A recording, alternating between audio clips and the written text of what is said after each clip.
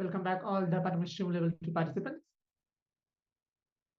I hope each of the participants had a wonderful, powerful conversation session on the very topic of participatory universe. Let's now enter into the internalization exercise. Before that, if the participants who are being seated with us in the Zoom rooms are keeping their cameras turned off, please keep your cameras turned on. Please be seated as well in front of the camera. This whole Paramashivoham program is completely designed by Swamiji to make each one of us to have the powerful breakthrough or superconscious breakthrough. So here, let me enter into the internalization exercise, the process today. Please give your complete listening. Here, Swamiji is telling, just as you experience this universe, there are multi-dimensional universe. Just like we experience ourselves in multi-levels, in various moods, in various times, with various powerful cognitions or powerless cognitions inside our body. The same way, the universe is existing in multi-different dimensions. Here, from the Vastu Samaya, Chitta Vedat, it's a Patanjali Yoga Sutra, chapter 4, chapter 15th verse. It mentioned that the universe is not independent of your participation. The universe happens as you experience because you participate in a particular way. When your participation changes, when the mood of your participation changes, when the attitude of your participation changes, the universe also changes. For example, if you are in a forest, the tiger sees you, it starts chasing you, you are running for life.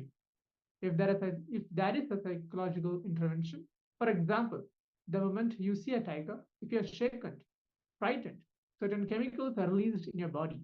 The tiger hates the smell of that chemical. If you are not frightened, if you don't release that chemical, the tiger won't chase you. It is not necessary always the tiger should chase you. Only if you have fear, you will project and have an animal chasing you. This truth applies both to the dream state and to the waking state as well. Yes, now let us enter the actual exercise. Now pen down areas of your life in which you are waiting to experience fulfillment. For example, you want to experience fulfillment in your career. In the second step, pen down the ideas, the thought currents, impossibilities you created in these areas. Recollect and relive these experiences. Bring completion, digest this truth.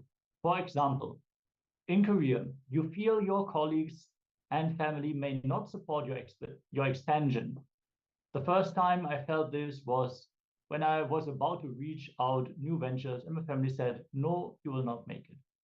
Just look in and pen down the moments when these ideas started in you, when you feel, okay, because of this, I feel that my family will not support me to make these new decisions.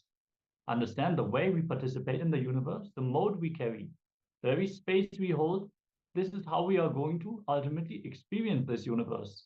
We are creating our reality based on our expectations. So let us enter into this process. Have your pen and paper ready. And let us take a few minutes. If you have any questions about this process, let us know in the chat so we can help you understand this process and go to the depth. Let's begin.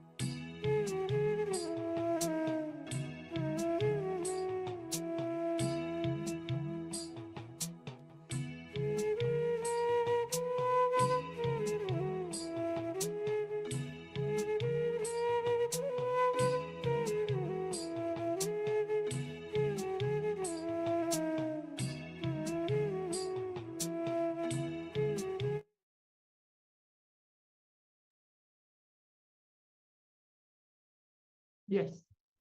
So now, as you have completed the internalization exercise,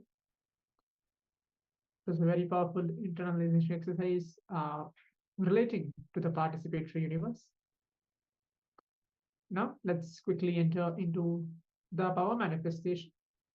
I hope each of the participants had a very good time to complete the internalization exercise as well. Let's enter into the power manifestation now. Throughout the day today, we are actually manifesting the power of remote vision. So let's maybe increase a little bit higher for the power of remote vision, which we are going to manifest today in today's power manifestation. Yes, today we're going to manifest various different rounds of the day. So in this round, round number 5, we are going to scan for an object which we ourselves have lost. So just look in for a moment and check whether there is any object that you have lost and you would like to find. Then once you decided on the object you are going to scan for, we can enter into the power manifestation. As always, we connect to Swamiji for manifesting this power. Yes. So if in this case, if you don't remember which object you lost in front of you, that's not a problem. If you have anybody with you along, if like your parents are there or if any of your siblings are also with you, but if they're not attending the program also, it's not a problem. You can, ask them to take any one of the item, for example, a water bottle or, any small items to just take and, it's kind of playing hide and seek. You go take that object and go keep it somewhere where you don't know where it is. They go in hiding and keeping it, and then it's actually lost. You technically see it's actually lost, and you don't know where it is, but the other person know. But it is just kept hidden somewhere. So that's how even the lost object is. We don't know where it is. Maybe someone would have taken it, or it is kept here, maybe somewhere here and there. So what we can do is just maybe you can play with this as a power manifestation as well. You can play 2-3 times. We'll give a few minutes. You can ask the partner, scan, and then see where is the object which is being placed. So this is also one level of the power manifestation where we can start off to play with. So I hope each of the participants understood. We can, start off with doing 2 minutes. We can do 5 different items of manifesting the object which we lost, or like this, playing, just telling a person to go hide it somewhere. Not you yourself. That won't be good. Maybe telling someone else to go hide the items, and then you can just scan and see, okay, where is actually this item is, where is actually the object is being placed. You can ask Swamiji to scan through you, and then we'll manifest. So let's take this power manifestation itself as a game, as a manifestation. Like, do not be serious, do not concentrate, just be in the space of oneness to allow Swamiji to flow through each one of us. So let's begin now. In the meantime, I'll be playing the oneness capsule, the direct initiation by the Supreme Pontiff of Hinduism through the video, and continuing chanting the Mahavakya Om Nityananda Paramashivoham. And let's begin.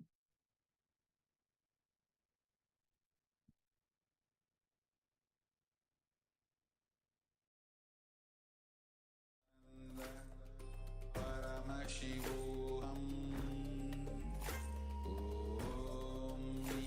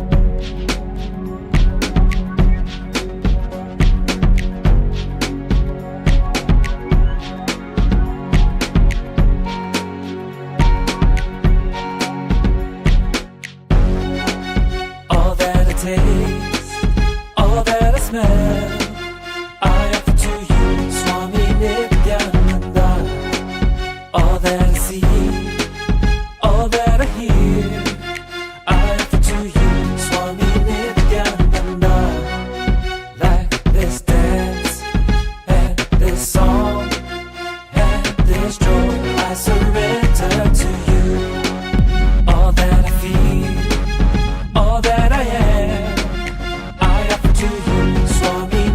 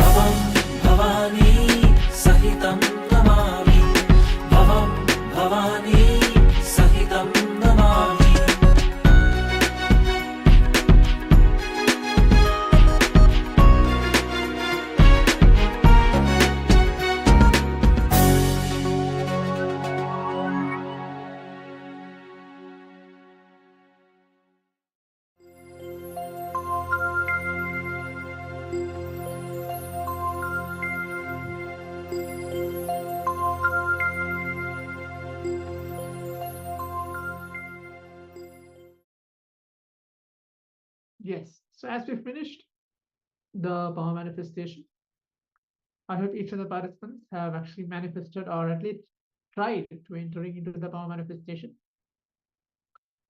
So if any participants have any breakthroughs or have felt something, maybe the deep simple feeling connection towards the master during the power manifestation, or you have actually manifested any rounds, you can leave your comment on the Zoom chat. So you can see that yes, you manifested. And now let's prepare ourselves that we're going to move on to the next session. We're going to learn on the reality versus dream. So that's going to be the session which we're going to go through. Please give a complete listening.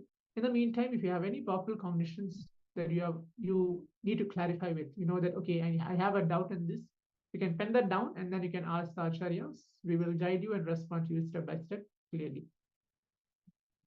Here Swamiji is telling that you are not the eyes. The eyes are just an instrument. Many times you can see your eyes may be open, but you are not seeing, not registering the scene you are seeing. Just remember, you are seeing through the eyes. If you look through the eyes, suddenly you will see you are witnessing everything. You are not only the two holes called eyes, you are only seeing through the two holes called eyes. If you feel you are the two eyes, you are caught up in ego. In your dream, as long as the attention is on the objects, you will continue to dream. When your attention is turned towards yourself, that is from the scene to the seer, you will be awakened. The moment you realize you are something beyond the eyes, your attention is turned to the seer. Then you realize that this world is made of the same stuff of which your dream is made. As long as you think you are seeing, the whole attention is on the scene. When you step back and realize you are seeing through the eyes, the whole attention is on the seer. That is innocent. Innocent means having a clear understanding that whatever you see in the outer world is made of the same stuff out of which your dreams are made. These are the steps. The first is getting the idea that what you see is a dream. The next is having the Shakti, the energy to change the dream.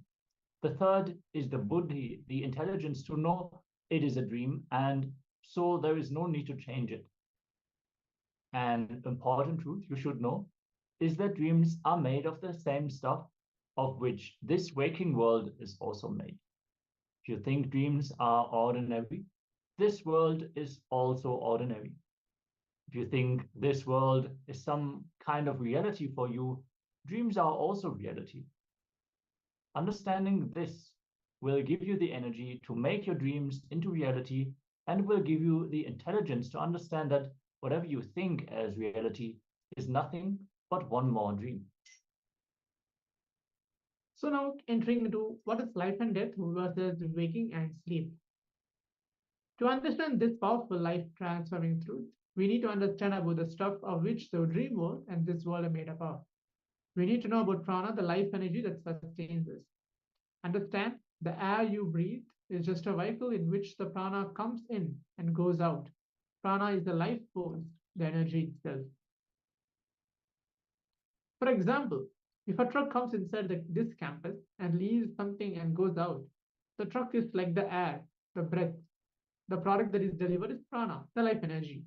Constantly the air is going in and leaving. The prana inside and air is coming out. Constantly we are taking prana through the air. In India, if you attended the Kumbh Mela, the largest spiritual gathering in the world attended by millions of people, you may have seen the yogis burying their heads totally in the earth for 3 days. They're able to do this because they know how to take the prana into their body directly from the cosmos without the help of the air. As long as you take prana through the air, you need to breathe through your nose. You need to inhale and exhale. But when you can take the prana directly without the help of the air, you don't need to inhale or exhale through the nose. Your body can directly take the prana through the cosmos itself. One more thing Swamiji is telling. As long as the incoming breath is bringing in more prana and going out as an empty vehicle, your life will be strengthened. If the reverse starts happening, if the air comes in with less prana and goes out with more prana, it means the death is nearing or the life energy is going towards death. When death nears, Just the empty air will enter, but when it goes out, it will go with the prana. That is the reason all the great masters such as Buddha, Shankara, Guru Nanak, and Mahavira knew or could sense the prana, and they could predict their death. 6 months before their passing away, they were able to see very clearly the prana moving out of their body. There is a beautiful concept in Ayurveda called the peak age, which is based on this science of prana. Till a particular age, the person will be receiving more prana through the incoming breath, and less prana will be going out through the outgoing breath. The moment the outgoing breath starts carrying more prana than the incoming breath, they know now the person is moving towards death. The prana moves, functions, and stays in the Anga chakra when you are in the waking state.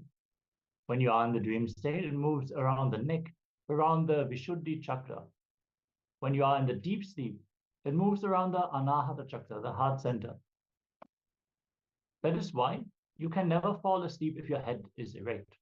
You cannot fall asleep unless you relax the head, unless you allow the prana movement to move from the forehead towards the heart region. That is the reason why you can't sleep unless you relax your head. Even if you are lying on the bed, if you keep your head straight and tense, you will never be able to fall asleep. If you think constantly, your head will be erect and your shoulder will be under stress. The stress in the shoulder and the head being erect are very closely associated. You can see this in your life. When you reach your office in the morning, you don't have to do any work. Just sitting in your chair and thinking about the problems, the stress that you're going to have, and you will have shoulder pain. Actually, all the pain and stress you experience starts first in the shoulders only. When your shoulder is under stress, the head will never bend, the head will never relax. That is why people who think constantly can neither relax their head nor they will be able to fall asleep. Many of you would have experienced this, that if there is something going on in your head, you will toss and turn in your bed, but you will not be able to fall asleep at all. Now we're going to learn more about the mechanism of sleep and the waking states from Swamiji directly, requesting everyone to please be in a space of authentic listening and deep restful awareness as we are going to enter into this satsang segment with the Supreme Pontiff of Hinduism. I'll continue to expand on this physics, chemistry, and biology. Listen carefully. Some things you need to understand about the state of consciousness. To understand the biology, chemistry, and physics of the cosmos. Every night when you fall asleep, it is not that all of you fall in the same deep sleep state or dream state. You are all cut to pieces like a mutton chicken. One chunk goes to dream waking, one chunk goes to waking deep sleep, one chunk goes to dream deep sleep, one chunk goes to sleep dream, one chunk goes to sleep sleep, one chunk goes to dream dream. You are actually sorry but truth, you are a disgusting disaster. Not bipolar, multipolar, part. Your liver goes and settles into dream deep sleep, and kidney goes and falls into sleep, and eyes are into dream, brain coma sleep. No, you fall, no, please understand, you fall into different states. When you wake up, don't think all the parts are retrieved. No. Liver still does not come out of its sleep. That is why it is sending the signals of lethargy into your system. Lethargy is nothing but your liver still not come to waking state. Daydreaming is your brain still not cognized waking state. Understand, when you wake up, it is not that all your parts are integrated and comes to waking state or Turiya state or Turyatita state. When you wake up, collecting your whole being and establishing on Turyatita is what is Sandhya Vandana.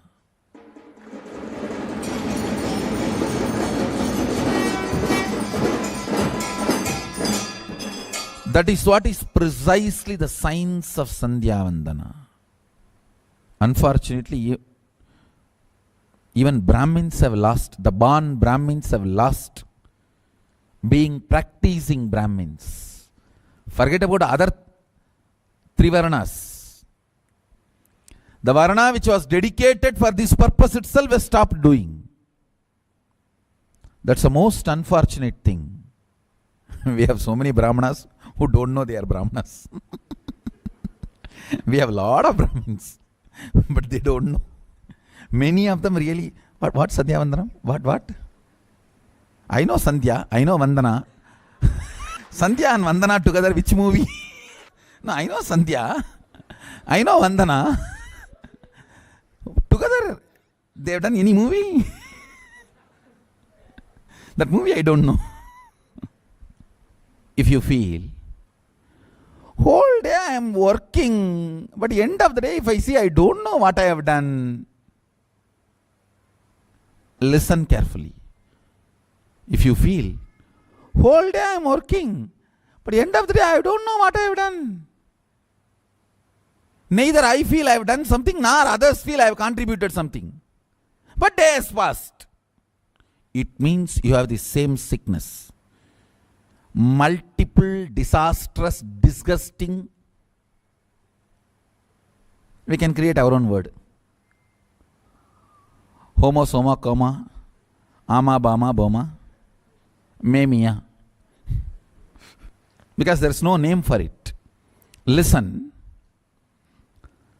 Parts of your body, biology, parts of the chemistry, and parts of your physics happening, still not out of your deep sleep or dream state, or sleep dream or sleep dream sleep, that lower states, when still part of you are stuck in sleep sleep, sleep dream, dream sleep, sleep wake, wake sleep, wake dream, in those lower states, you feel whole day I am working. But at the end of the day, neither I am feeling I have done something, nor others are feeling I have contributed something. What is the wrong? Everything is wrong. Still you have not woken up. Fundamental problem is you are out of bed does not mean you are awake. You are just... If you get a chair with a back support,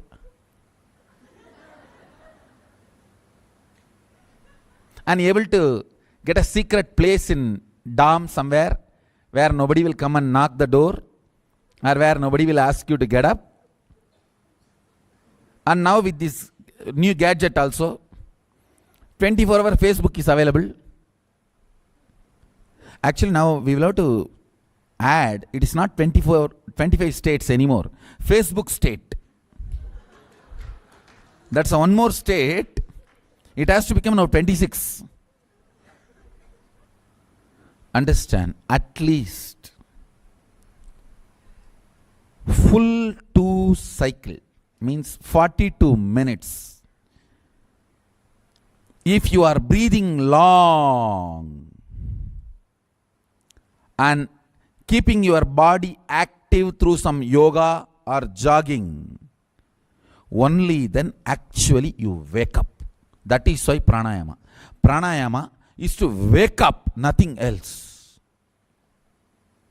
Either you do the long breathing for that 42 minutes through various pranayama technique, or you do this 108 asanas, what we have given newly as Rajashekara Vinyasa Krama. The 108 asanas with the verses. Only then all the parts, bits and pieces which you threw in the night, liver in the deep sleep, kidney in the chutney, and heart in dream state, brain in dream state, eyes in sleep dream state, wherever you are dropped, you are dumped. All of them need to be collected. You need to wake up.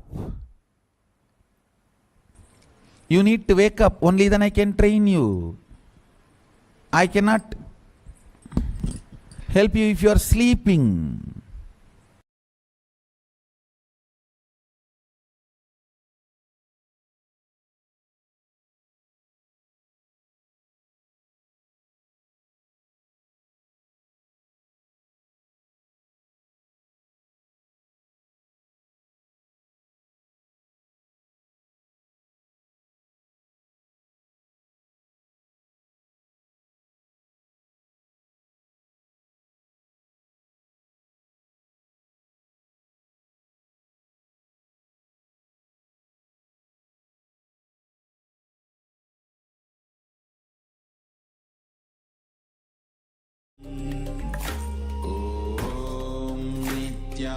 Nityananda Paramashivoham Om Nityananda Paramashivoham Om Nityananda Paramashivoham Om Nityananda Paramashivoham Om Nityananda Paramashivoham Om Nityananda Paramashivoham Om Nityananda Paramashivoham Om Nityananda Paramashivoham Om Nityananda Paramashivoham Om Nityananda Paramashivoham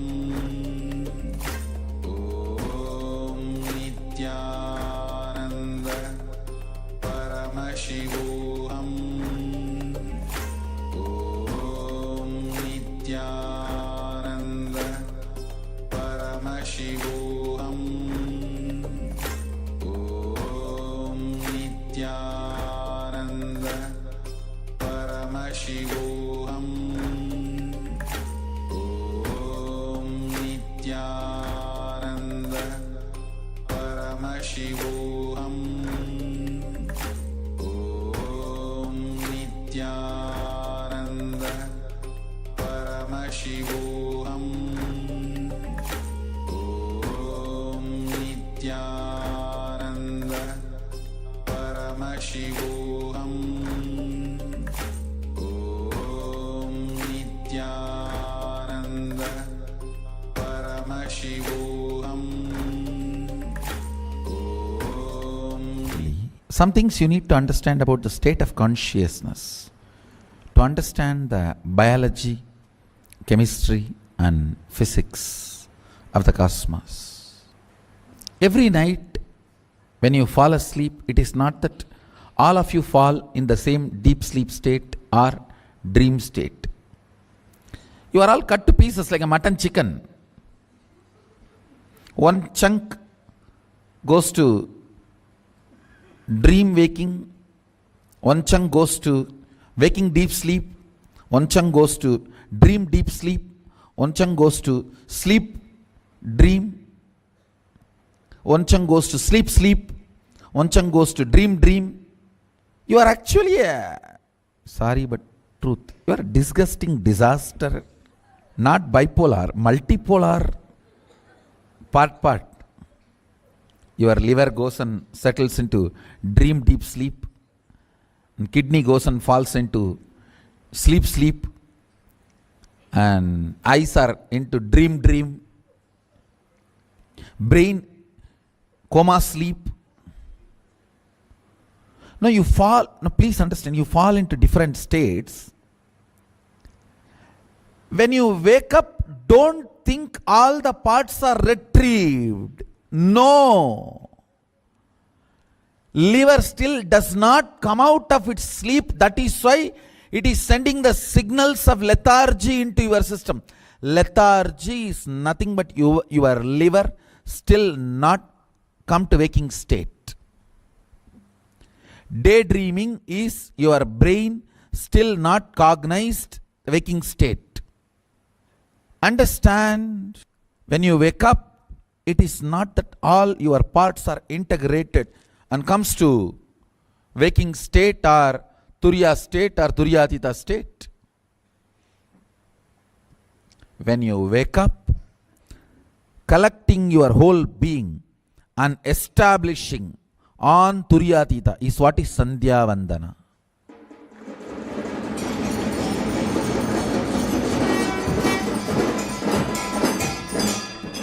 That is what is precisely the science of Sandhya Vandana.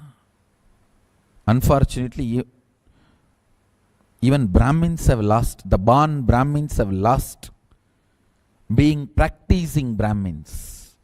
Forget about other three Varnas. The Varna which was dedicated for this purpose itself has stopped doing. That's the most unfortunate thing. We have so many Brahmanas who don't know they are Brahmanas. We have a lot of Brahmins, but they don't know. Many of them really, what Sandhya Vandana? What? I know Sandhya, I know Vandana. Sandhya and Vandana together, which movie? No, I know Sandhya, I know Vandana. Together, they have done any movie? That movie I don't know. If you feel, whole day I am working, but at the end of the day, if I see I don't know what I have done, listen carefully. If you feel, whole day I am working, but at the end of the day I don't know what I have done. Neither I feel I have done something, nor others feel I have contributed something. But days passed. It means you have the same sickness. Multiple, disastrous, disgusting. We can create our own word. Homo, soma, coma, ama, bama, boma, memia. Because there is no name for it. Listen. Parts of your body, biology, parts of the chemistry, and parts of your physics happening, still not out of your deep sleep or dream state, or sleep dream or sleep dream sleep, that lower states, when still part of you are stuck in sleep dream, dream sleep, sleep wake, wake sleep, wake dream, in those lower states, you feel whole day I am working. But at the end of the day, neither I am feeling I have done something, nor others are feeling I have contributed something. What is the wrong? Everything is wrong. Still you have not woken up. Fundamental problem is you are out of bed does not mean you are awake. You are just... If you get a chair with a back support,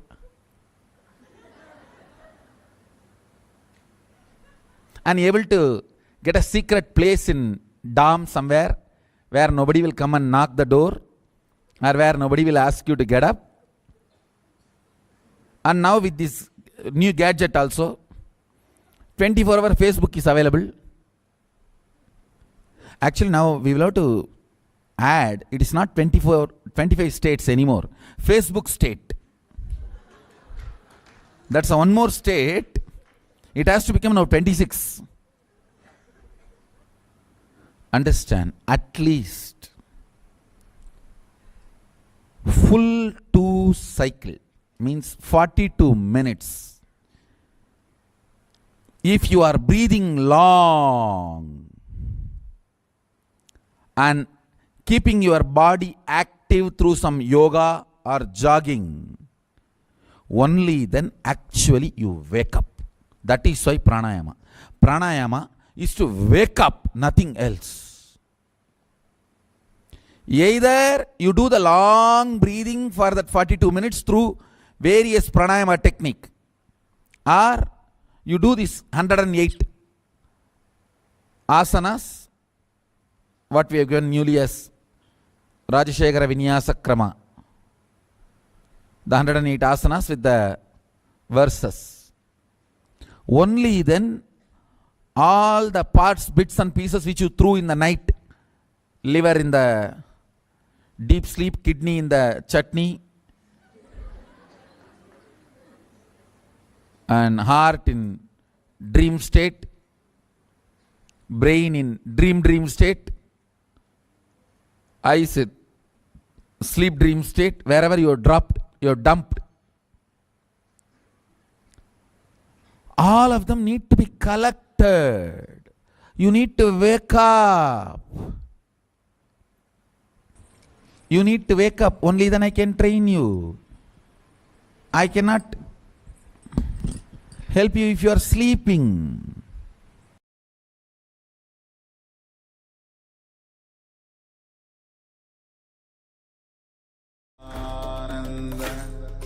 Paramashivoham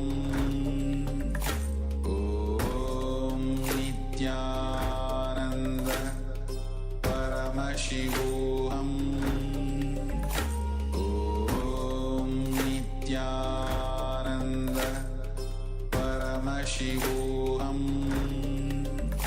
Om Nityananda Paramashivoham Nityananda Paramashivoham Om Nitya.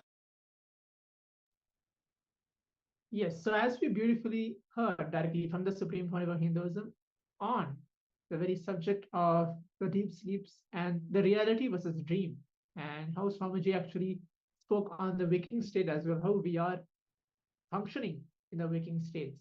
Now, let's enter into the internalization exercise.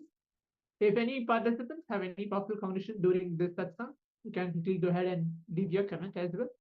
We're entering into a beautiful process, infusing our whole body with the prana, the life energy within ourselves. So that's going to be the process which we're going to do. It's going to be a very powerful third eye meditation. You can either keep your eyes closed or keep your eyes open as well. So what we're going to do is we're going to keep our restful awareness between our eyebrows onto our third eye, and just bring that awareness inside. And you can chant the Mahavakya internally, Om Nityananda Paramashivoham, infusing the very life energy within each one of us. And let's now begin. Please do this process intensely.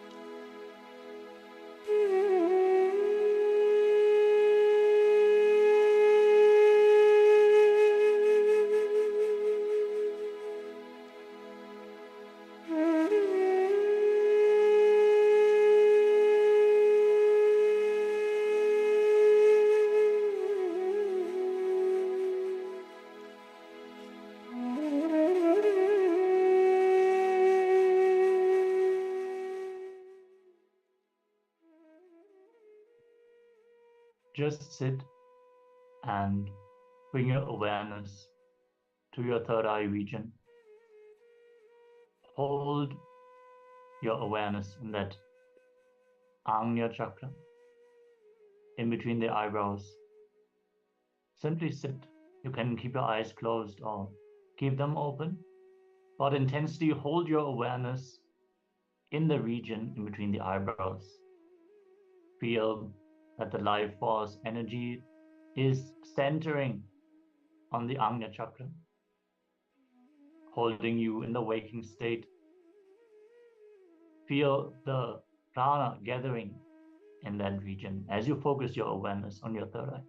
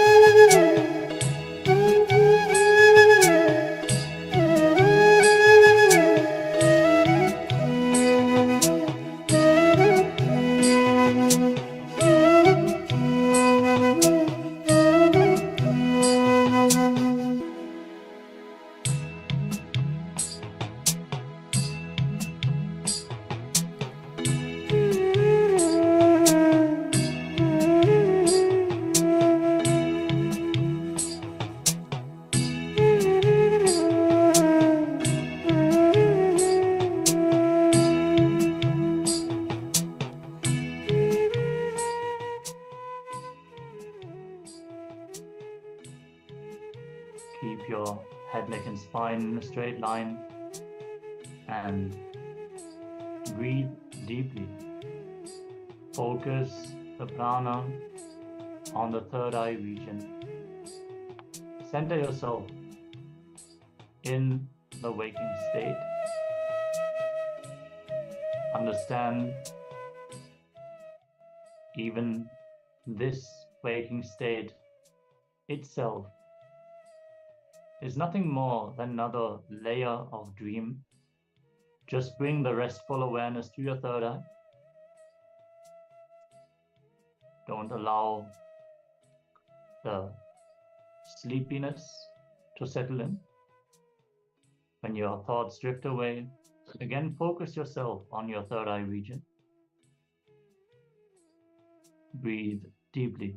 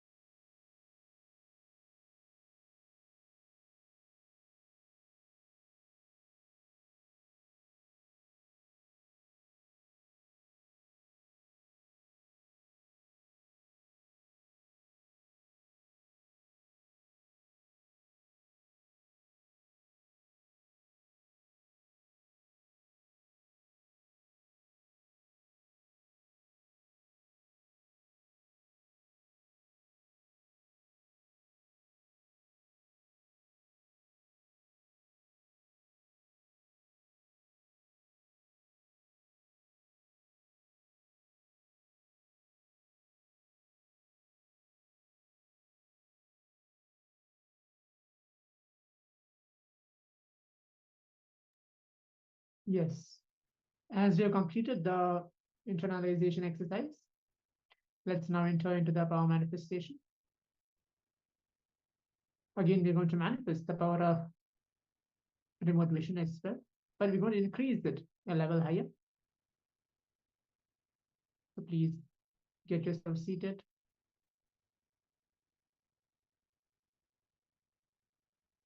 So what we're going to do now is the level which we're going to manifest is we're going to connect with one person, can be anybody, and request them to think of a place unknown to you, scan and describe that place. So this is going to be the power manifestation which we're going to do today. I'm again going to repeat. We're going to connect with anybody, any one person. It can be someone who is sitting with you as well, or someone who is sitting remotely.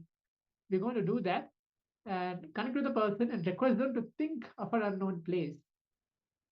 Not write down, not show, but just think of a place unknown to you. They don't need to tell that, this is the place or this is how it looks, but they just need to tell, okay, I thought of a place, see what you're going to actually tell. So it's going to be as simple as that. And we're going to scan by just connecting with Swamiji, remembering him in our third eye, bringing our awareness in our inner space to bring him inside. And then Shanda Mahavakya, describe whatever you're able to see through the third eye. And let's do this now. We're going to be playing the oneness capsule as well. Remembering Swamiji in our inner space so that we can be more connected. And by watching the oneness capsule, which is directly blessed by the Supreme Pontiff of Hinduism to infuse the energy, the higher states of consciousness, the oneness in each one of us. Now let's begin. Let's intensely chant the Mahavakya. Om Nityananda Paramashivoham. And let's begin the power manifestation.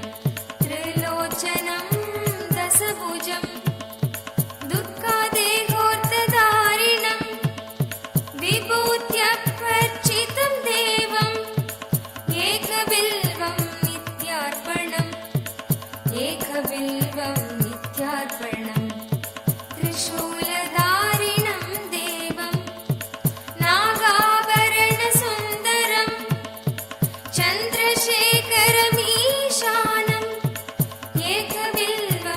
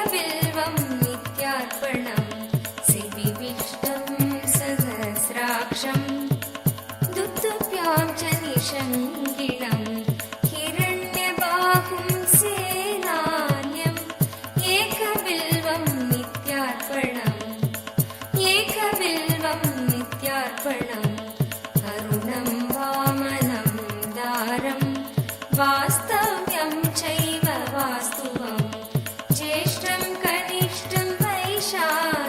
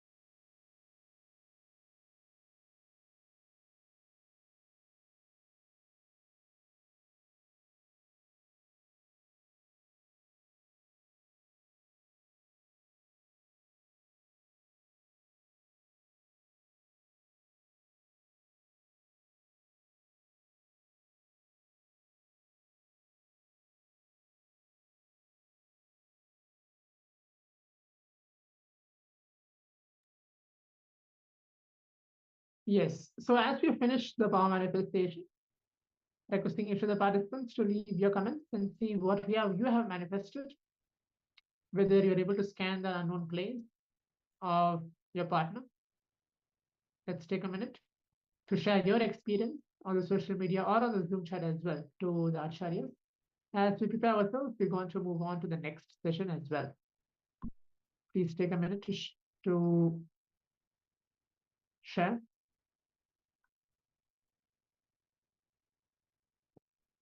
Yes, Ma Shukrananda sharing. I was thinking of Tokyo Tower from our Mahajani to manifest. She manifested the green grass field path.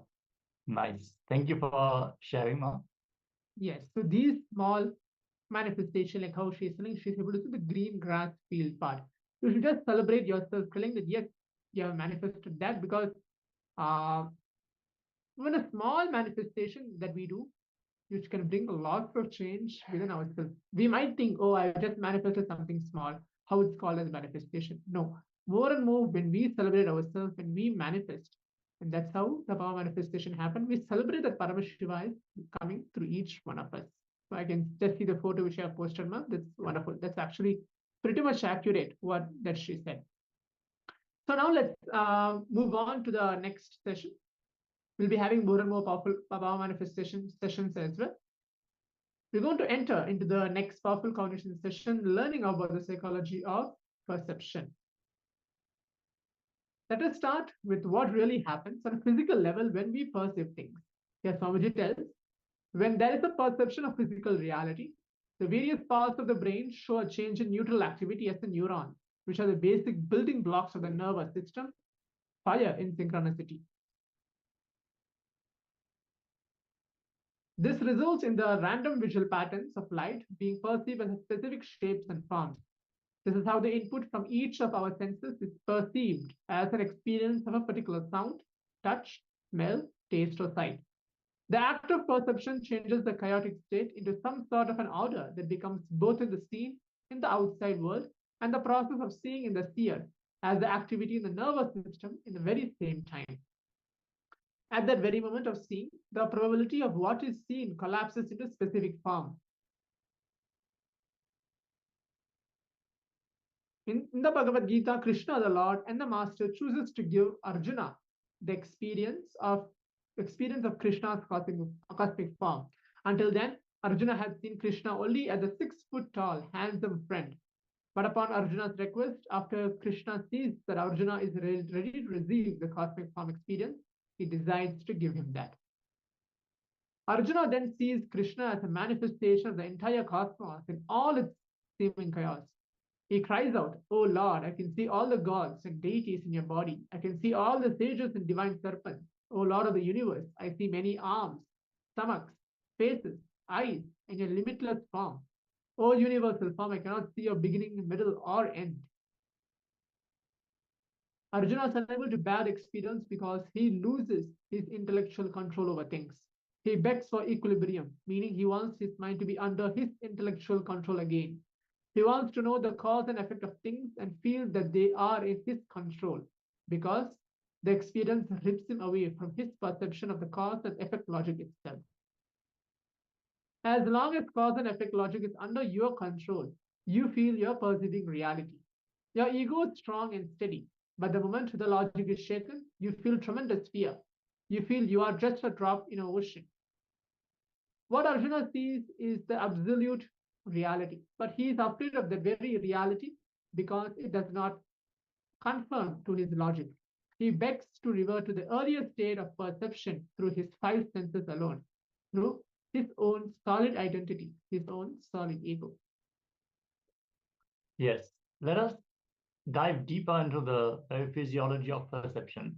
Let us start with the smallest unit, the basic element, a point, a one-dimensional object. When a point traces across a direction, it generates a line. We're going to project this to visualize it to the participants so you can follow this example easily. You can see you have the smallest unit, which is a point. And as the point moves along a direction, it creates a line, what we perceive as a line. Now let us trace the motion of a line, a two-dimensional object. If it moves in the same direction as it is in, of course, it will just continue to be a line. If it moves in a direction not contained in it, it traces a surface or a plane. Similarly, if a plane moves in a direction not contained in it, it will trace a solid. It will create a volume, cover three-dimensional space. It will create a three-dimensional object. Even for this, we have a visualization ready. So understand, a line is an infinite number of points, a surface is an infinite number of lines, and a solid is an infinite number of surfaces. Similarly, or before we go ahead, let us actually show this visualization. So you can see here, you have an infinite number of surfaces going along a direction which is not contained within the surface itself, creating a three-dimensional object covering a certain amount of space. Like this, we can imagine the three-dimensional space moving in a fourth dimension, which we are not able to visualize on the two-dimensional plane on a slide. But just like the point is moving along a direction, the line is moving along a direction, and the plane is moving along a direction. If we consider that this movement always creates a higher dimensional shape, we can also imagine that the three-dimensional object, which we have seen, which is like a cube shape of sorts, that if this moves along a fourth dimension, it will create a higher dimensional object. Now, just as we build up these higher dimensions from the lower dimensions, we can also see the lower dimensions as parts or sections of a higher dimensional space. If we are going too fast, please let us know in the chat so we can reiterate the explanation. For example, we can have a point as the intersection of two lines. In the one point where the lines meet, unless they are completely on the same line, they will only intersect in one point. Like that, we can define the point of the intersection of two lines. Same way, we can define a line as the intersection of two surfaces. Again, we can see here that the two surfaces are intersecting, and just exactly where they are touching, it creates a line. And in the same way, if two three-dimensional shapes overlap, they would create a surface. So extending this, we can say a solid, what we experience as a three-dimensional space, is the intersection of a four-dimensional body. Our three-dimensional space is a section of a four-dimensional space. P.D. Ouspensky, in his book Tertium Organum, explains these very beautifully. He extends this to say that many separate three-dimensional bodies, like humans, for instance, may actually be the sections or parts of one four-dimensional body. This might be difficult to visualize at this point, but we are going to enter into the explanation how this makes sense. As we can, as a three-dimensional object can overlap the two-dimensional plane and create different sections, like this tree, for example. We're going to project the tree. You can see there is a tree, and it is intersecting a two-dimensional plane. The various branches and the main stem, they intersect the plane in a different spot. And from the perspective of the plane itself, they do not seem to be connected at all. They look like separate circles within the plane. But from the three-dimensional view, our view, we can see it as a tree. Just because it is intersected on this plane, it is not possible to understand the higher dimensional real existence of this tree. Using the same example, we as three-dimensional bodies can just as well be the intersections from a higher dimension into this plane. So from this plane itself, the perception, the sense organs like the eyes and ears, the nose, the taste, everything is limited to what is possible in this lower dimensional space. So we perceive us to be separated from the other beings around us, while we are just overlapping from a higher dimension into this plane. In the story of the Lingotbhava Murti, it is told that Paramashiva intersects into the lower realm and appears as an infinite light shaft without beginning nor end. Because he is coming from the higher dimension, it is impossible to grasp his form since he is entering into this lower dimension. He's intersecting the plane completely. So the four-dimensional world of space-time. In our four-dimensional world, the maximum dimensions in space can only be 3. We can call this fourth dimension as time. So the four-dimensional world can be looked at as a space-time continuum. It can be said that time is the fourth dimension of space. We understand time in 3 forms: past, present, and future. We think that the past is over and does not exist anymore. The future has not yet happened, hence it does not exist. The present thus happens at the transition of the non-existent future to another non-existence, the past. In the 3-dimensional world, we see that the seemingly separate sections of the tree, the picture we had just projected, in the 2-dimensional world are actually joined in the 3rd dimension. In the same way, if we imagine a consciousness that can rise above our plane of living, this consciousness can also see the continuity in the 4th dimension of time, with the past, present, and future all existing simultaneously. As yesterday we had covered in the session on the Akashic readings, Kala Bhairava is able to perceive and experience everything that has happened, is happening, and will happen, since he is functioning from a much higher dimension than we are. So for him, casually, he can experience and he can look into any detail of the past, present, and future.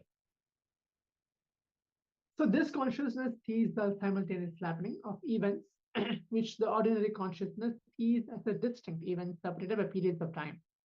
Our 3-dimensional body, moving in time, traces the 4-dimensional body. Across time, we can see the motion as we grow from a child to youth, to adult, to elderly person. But sometimes you're not able to see or feel this 4-dimensional body because of our limited perception. Being in the same 3D world, we see only the section of the 4-dimensional body that is the normal 3-dimensional body. It is like one of the series of pictures on a cinema roll. To understand how a 4-dimensional world is perceived in a 3-dimensional form, let us first see how it looks, how a 3-dimensional happening is seen in a 2-dimensional world. Now suppose you are in a 2-dimensional world, the world of planes and surfaces. Your life, your perception is restricted to a plane, right? Like a vertical wall. Now I'll just be projecting an image so you can now have a look as we continue to explain. Now imagine a wheel with each of its spokes painted in a different colors and it's rotating perpendicular to a plane in which you live. Like how it is projected right now.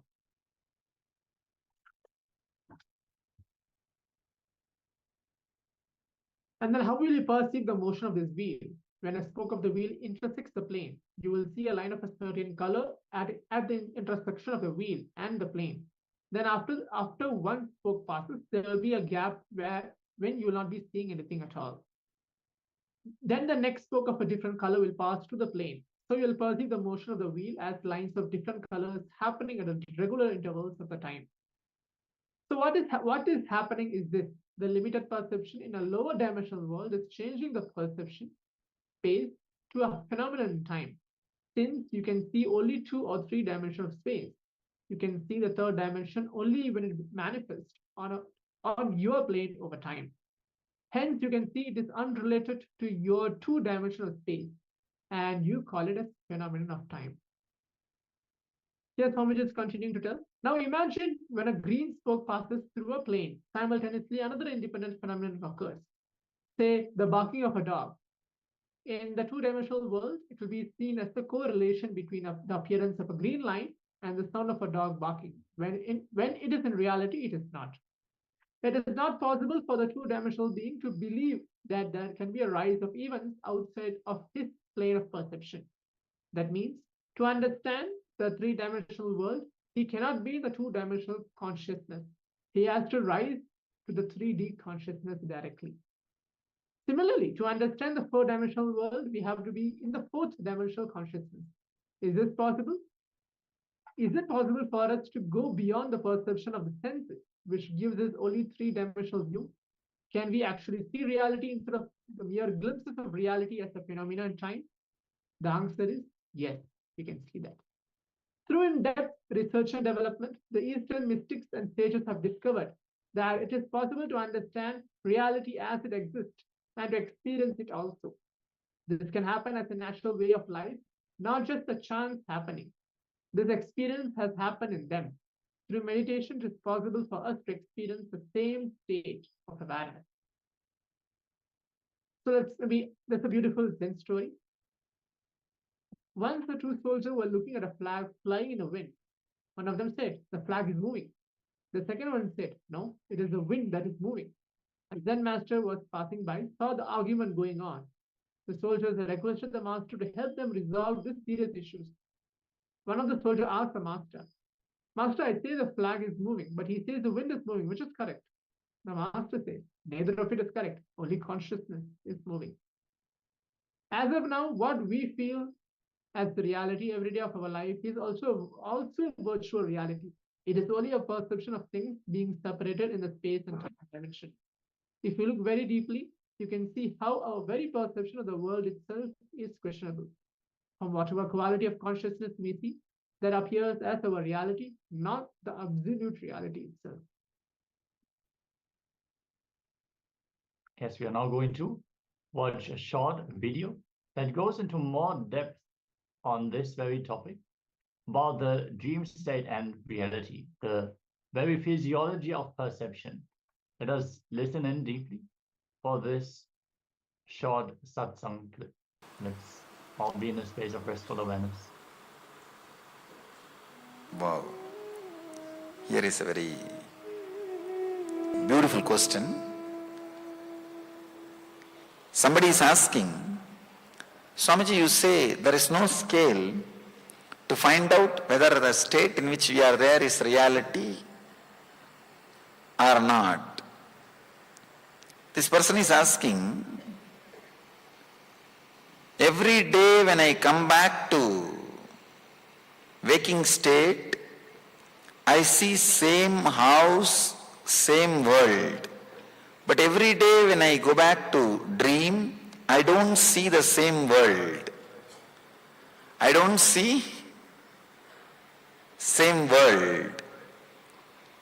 So can this be used as a scale? With this, we can say that this world is reality. This world is real. Very intelligent question.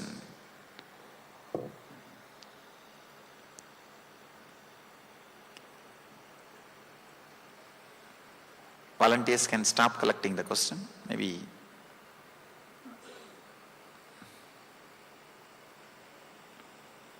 please settle down. Very wonderful question, which we need to understand and internalize.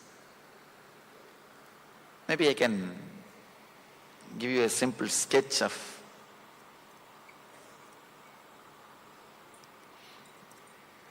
then we'll be able to understand.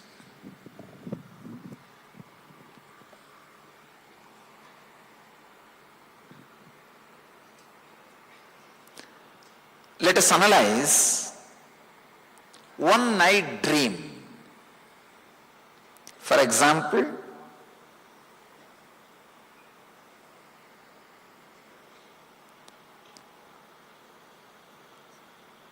14th night you are sleeping, 15th morning you are waking up, around 10 hours. 10 hours you are sleeping. Have you ever realized in one night dream you would have lived some 10 or 20 years of life? From your college you will start from your college period and slowly move step by step and go up to your marriage, having a child, and your son's marriage. Sometime you live even 10 or 20 years of life in one night dream. How many of you experienced even at least once this? Living 10 years or 20 years of life in one dream. How many of you experienced at least once in your life? Raise your hand. Of course, means you can recollect now what I am exactly trying to present or tell you. 10 years of life you are able to live in 10 hours of dream. Am I right? 10 years of life you are able to live in 10 hours of dream. One more thing, scientists are saying now, you don't continuously sleep. Maximum you spend only 30 minutes in the deep sleep state. Then you come out and spend little time in the dream and again fall asleep, spend some time in the deep sleep and come out and spend some time in the dream state. In the East, the maximum time is 30 minutes. In the West, it is only 16 minutes. We are fortunate. Anyhow, let me give you the small diagram how our consciousness works. Maybe I can call this as dream state. This is deep sleep state.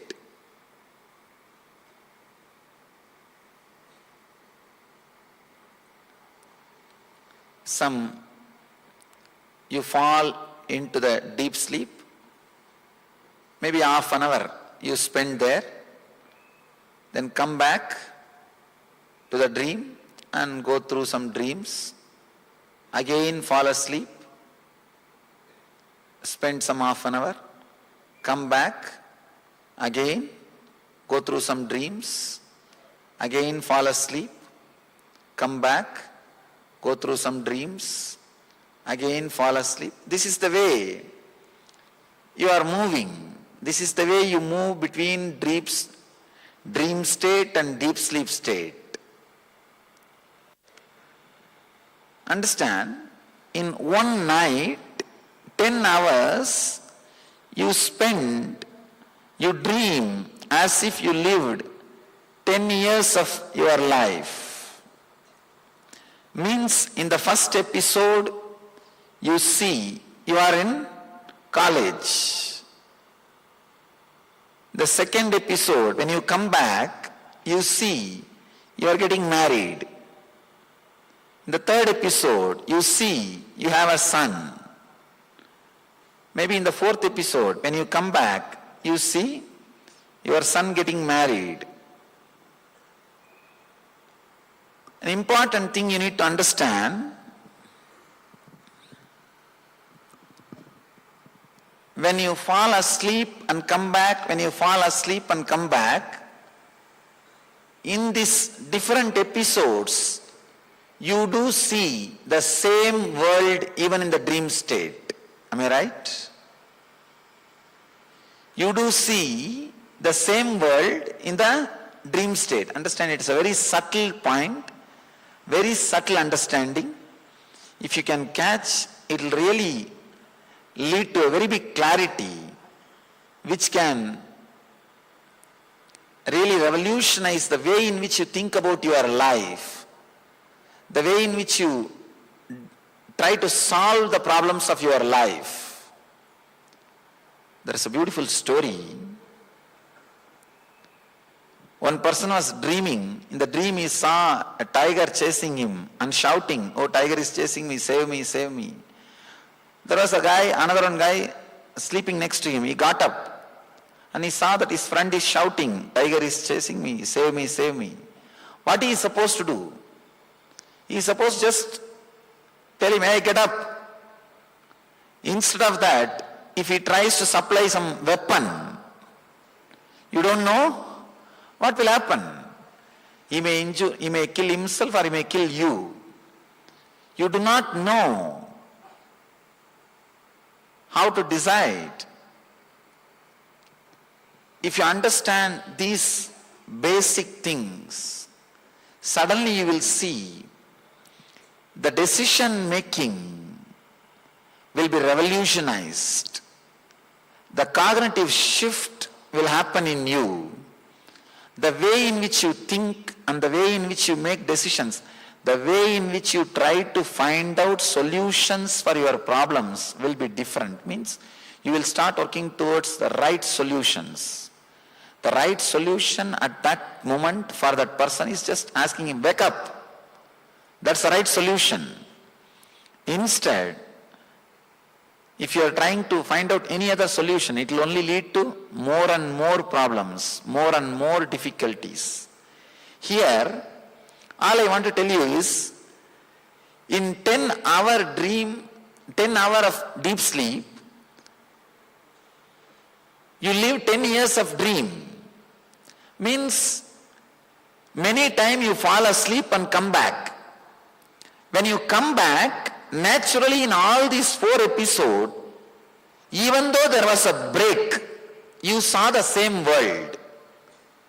After break, seeing the same world cannot be the quality to define it is reality. That is what I mean. Please understand. After a break, if you see the same world, that cannot be the scale to define or say this is reality. Because this happens even in the deep sleep, even in the dream state, this happens. Even in the dream state, after a break, when you come back, you see the same world. So just because when you come back from the deep sleep, you see the same world, cannot be the reason to say this is a reality. How? Only when you wake up from the whole night sleep, you realize you dreamt 10 years of your life just in 10 hours. Same way, only when you wake up from this dream, suddenly you may realize you dreamt 90 years of your life, maybe in few hours. Who knows? Who knows? This whole thing can be one more long dream.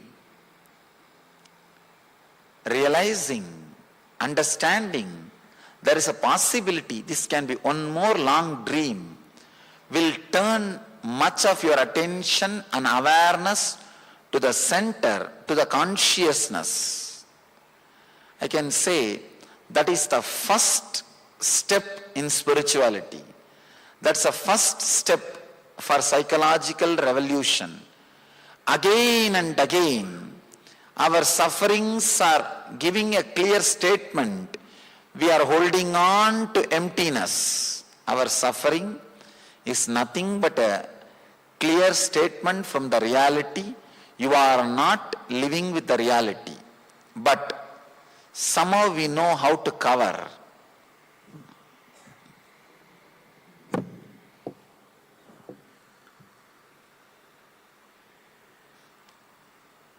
The first chapter of the Gita is called Arjuna Vishada Yoga. Means depression, confusion. We also face the depression and confusion in our life.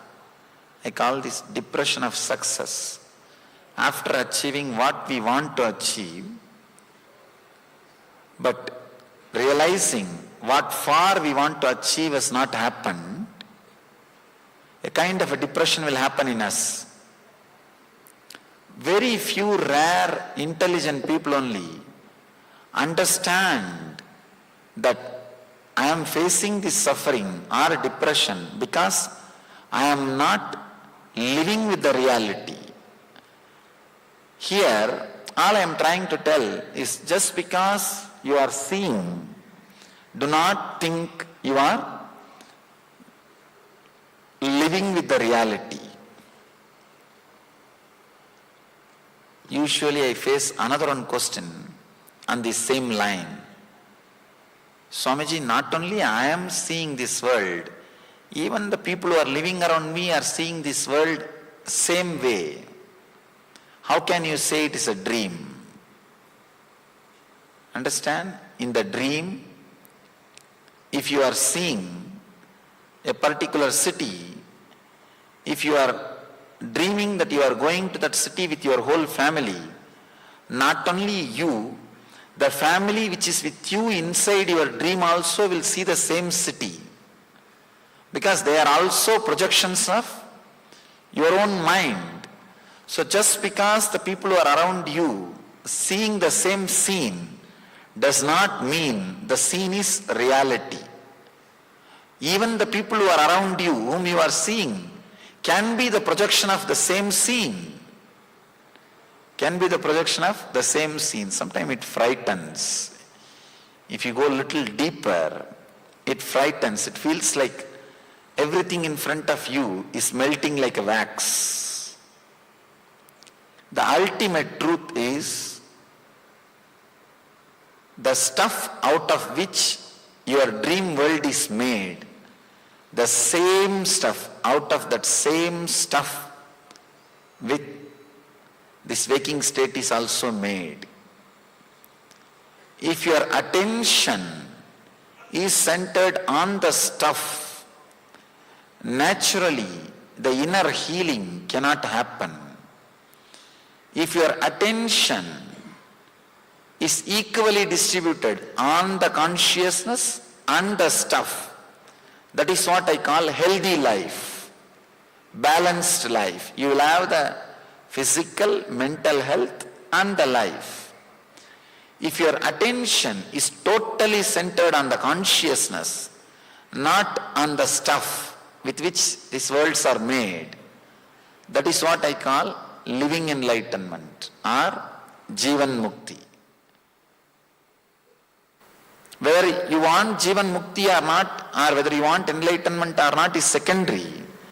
But if you can turn a little bit of attention towards that I consciousness, towards the truth, towards the center, suddenly you will see the tremendous inner healing happens. I always tell people, realizing this whole world is one more dream brings tremendous healing effect in you. Understand? For example, if you are facing some very big difficulty or depression, very clearly, consciously, if you realize this whole thing is a dream, you will see such big relaxed feeling or the inner healing happening on you. I can say that inner healing is what I call meditation. That restful awareness which happens in you is what I call satori, the first glimpse of samadhi. A basic cognitive shift or basic psychological revolution with this simple understanding of what you are seeing may not be the reality as you are thinking, can bring so much of inner healing inside you, so much of restful awareness inside you. More and more restful awareness being added to you is what I call inner healing or health or raising the quality of consciousness. Instead of dream state penetrating your waking state while you are driving, Blissful state can penetrate your waking state while you are driving. Because so much of your time, even though you are out of your bed, is occupied by your dream state because of your low awareness. People come and ask me, if I start meditating, what will happen? I will not have time to do my business. No. It has nothing to do with a separate time. It has something to do with inner understanding. As on now, so much of your time and energy is being spent by dream state possessing you. Instead of that, you can allow the turiya state, blissful state possessing you. You can just change the attitude. You can just shift the energy. You can just go through a big transformation. That is what I call psychological revolution.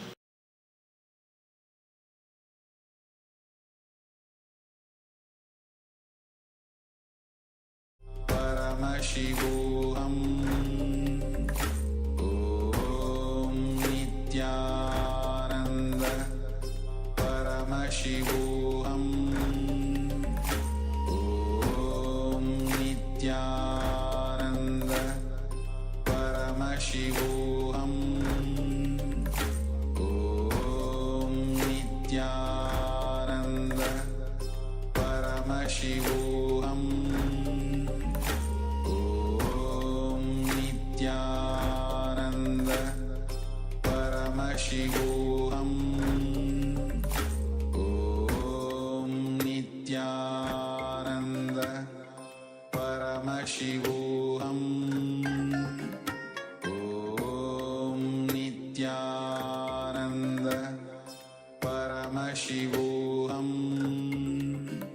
Om Nityananda Paramashivoham Om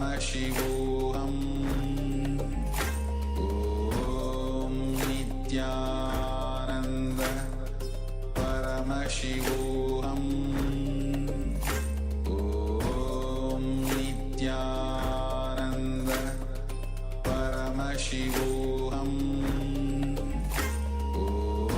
Om Nityananda Paramashivoham Om Nityananda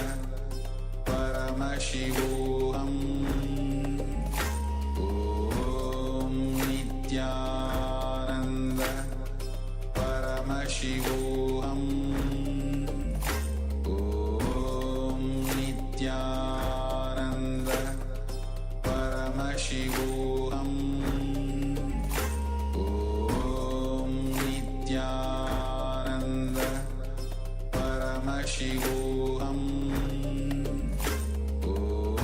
Om Nityananda Paramashivoham Om Nityananda Paramashivoham Om Nityananda Paramashivoham Om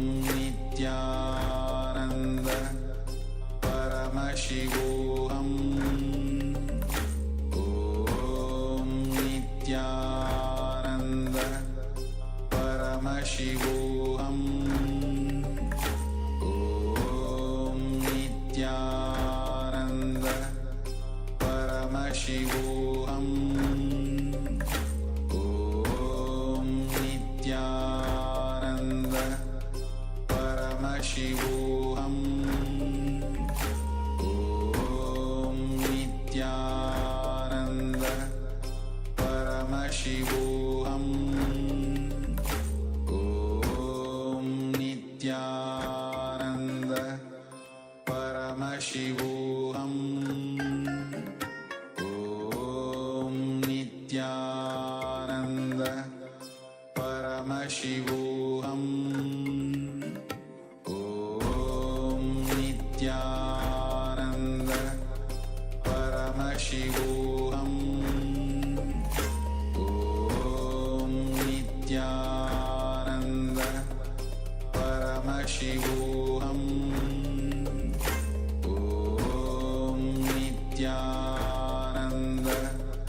Paramashivoham Om Nityananda Paramashivoham Om Nityananda Paramashivoham Om Nityananda Paramashivoham Om Nityananda Paramashivoham Om Nityananda Paramashivoham Om Nityananda Paramashivoham Om Nityananda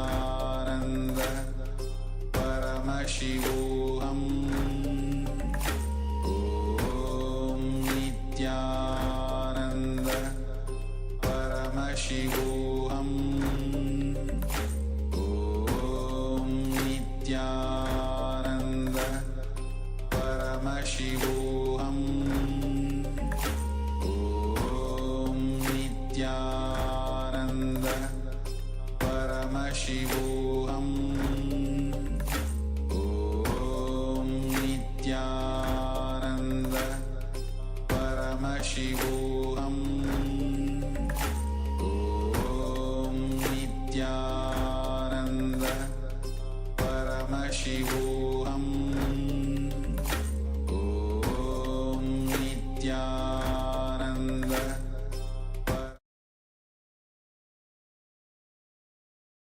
Yes. So now, as we heard directly from the Supreme Point of Hinduism, on the very understanding of the perception, let's now move on to the internalization exercise.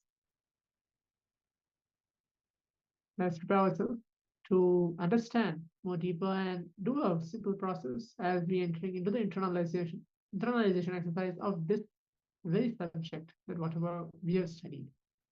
So the essence of whatever we learned today is whatever quality of consciousness we see that appears as though a reality, is not the absolute reality itself. So now let's do the internalization exercise through our third eye. Get into the very state of unclutching. How will we get into the space of unclutching?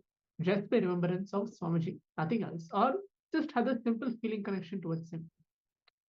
Contemplate on this very truth, whatever powerful cognitions from the state of unclutching and from the space of completion you received the previous session. Pen all of it down, list it down, make sure you have a book and pen ready with you. And then after that, you can share it upon with the acharyas, or you can leave your comment, your understandings about what are the powerful cognitions which actually clicked in you, which you can apply it in your day-to-day life. Let's begin it now.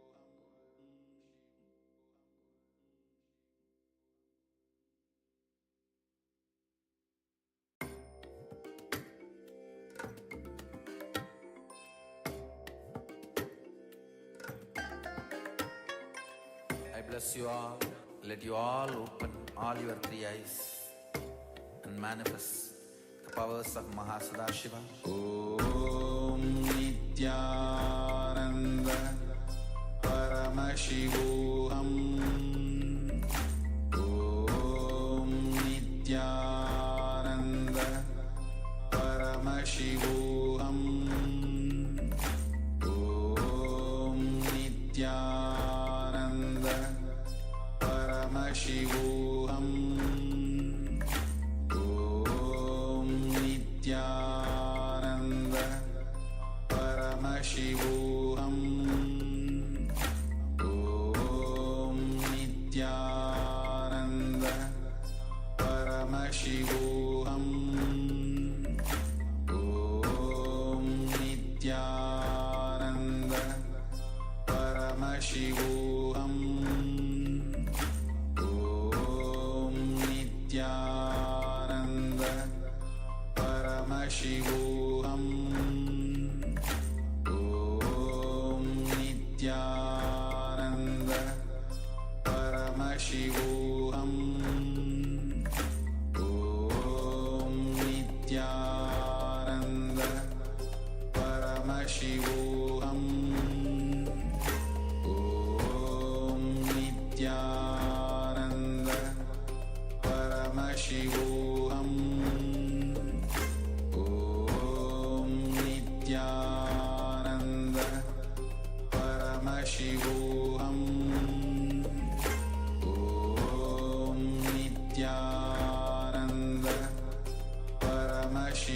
Paramashivoham.